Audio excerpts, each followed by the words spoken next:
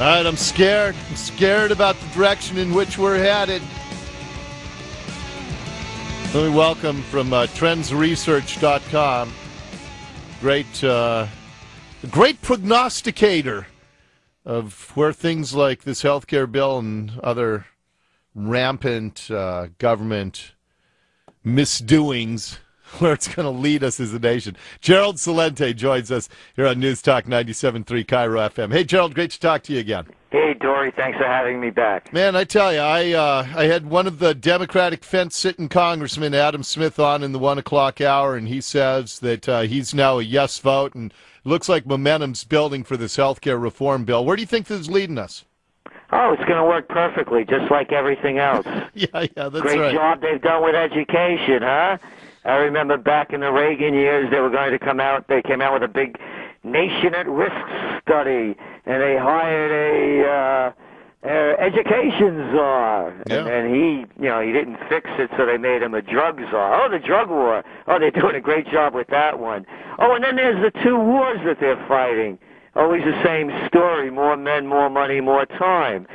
They have Katrina quality rescue skills. What do they do that they ever do properly? If anybody in real life messed up as badly as they did, as frequently, they'd be drummed out of business. Sure. And of course, this healthcare thing is just going to be another money pit, and it's bigger than that when you look at it. It looks like, it's a healthcare program and there's positive elements to it. What it is the government is getting into more and more business. And people think, this is becoming socialism. It's not socialism. Socialism is egalitarianism. The merger of state and corporate powers, according to Mussolini, is called fascism. Now, all of a sudden, we went from the greatest capitalistic country in the world to one where now you have too big to fail companies and we own a big chunk of them. And it's the same thing with healthcare. It's just another piece of the action. Whether it's the housing market, which FHA is giving 90% of the mortgages and backed by Fannie and Freddie, again, two government-owned companies, or whether it's the wars, the military business, whether it's the education business. You name the business, they have a piece of the action. Well, that's all this is about. It's funny that you quote Mussolini, because I did the same thing an hour ago on my show.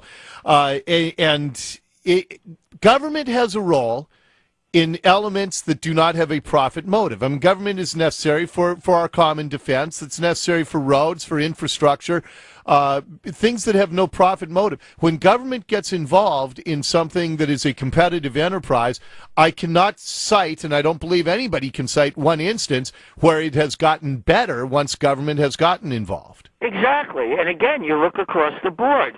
It's laden with failures. We've narrowed this down to what's going on in the United States to 6 simple words: Princeton, Harvard, Yale, bullets, banks, and bombs. They're in the business of everything. And when you look at the people around them, whether it's the White House, whether it's Wall Street, it's the same gang running the same show. And people really should wake up to it, because they're making it seem as though, we're helping you out, when they're helping themselves to all of the money out there and all of the control. I'm a political atheist. I mean, I could go on about every one of them in my lifetime, with the exception probably of Eisenhower, who I rate as a real man in standing up for what he believed, and a guy that really was a commander-in-chief as the supreme commander of the Allied forces and 5-star general. Not like these swivel chair guys. Well, and I'm the same way. When Bush and the Republicans had total control of the federal government, they exploded the deficit. The prescription drug benefit was something that has become a gigantic entitlement drag. So the Republicans certainly are not free of blame.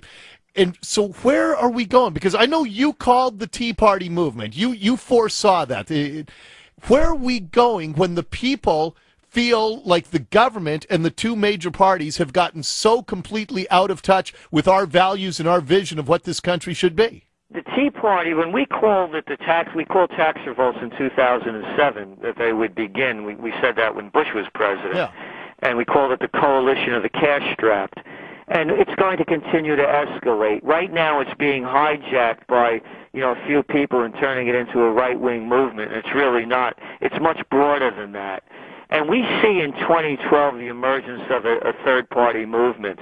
And for lack of a better term, or what we can really pinpoint it as, we believe there's going to be something like an internet candidate, somebody with a platform and principles, not a performer on the presidential reality show stage. Right. It'll be less about personality and more about the common good.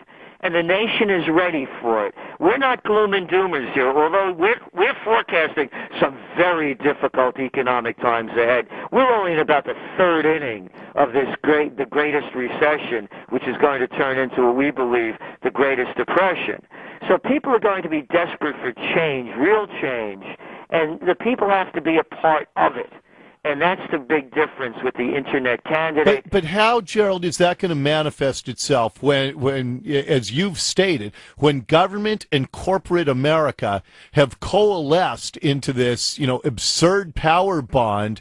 Even with the power of information via the internet, how could somebody break through such a powerful alliance between government and corporations? If we were talking 3 years ago about a Tea Party movement, no one would have believed it. These things start from the bottom up, and that's the way it has to change. Every individual has to have courage. They have to have passion in what they believe in, the respect of themselves, to feel that they can do it, and to bring back their dignity. And that really means getting in shape in a lot of ways, physically, spiritually, emotionally, and finding out and learning about what's going on. Yeah, but do enough people have that resolved? I believe about 20% of the people do. Well, but is that enough? Because we've got a lot of people who are being told on a daily basis, you need the government to pay your mortgage, to put gas in your car, to provide your health care. And we are starting to fall into the complacency of a country that I think could fail. It can fail and is failing, but it's not doomed to fail. And that's what the people need. The people that care need to know that what they do and how they act and what they buy and where they shop and where they put their money makes a difference. One of my mantras is not made in China. I don't buy anything I can made in China. But everything I buy, food, I buy locally. There's a story in Martha Stewart's magazine this month about a butcher shop, Fleischer's, this great organic butcher. They're right around the corner from us over here in Kingston, New York. Mm-hmm. I've come up with something. I was thinking, if everybody bought a candle, one candle a day, and lit it, and said a prayer and made a wish and offered it up to all those they love, past and present, and bought that candle from a local candlestick maker, it would begin to make a difference. Just like with Gandhi, what he did is he employed the people to weave their own clothes, break the shackles of the British Empire, and he brought them down.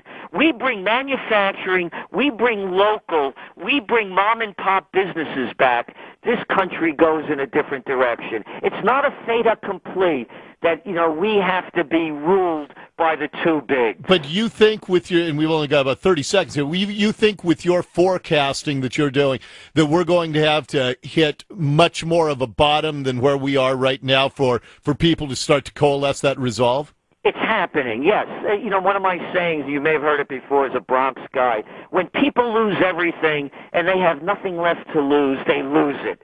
People are angry. We could turn this anger into a positive element of change, an intellectual revolution based upon actions and deeds, not violence or resignation. Amen. All right. Hey, Gerald, I always love talking to you. Gerald, you can check out his website. It's trendsresearch.com. He also publishes the Trends Journal, which has just a great record of forecasting. And I hope you're right about this third-party candidate, Gerald. That'd be music to my ears. Well, you play the instrument, the music will happen. Amen, brother. All right, Gerald, great talking to you again. Thank you. Okay, Bye-bye. Gerald Celente, trendsresearch.com. Check him out. Get back to your calls. And today's sign that the end is near coming up next.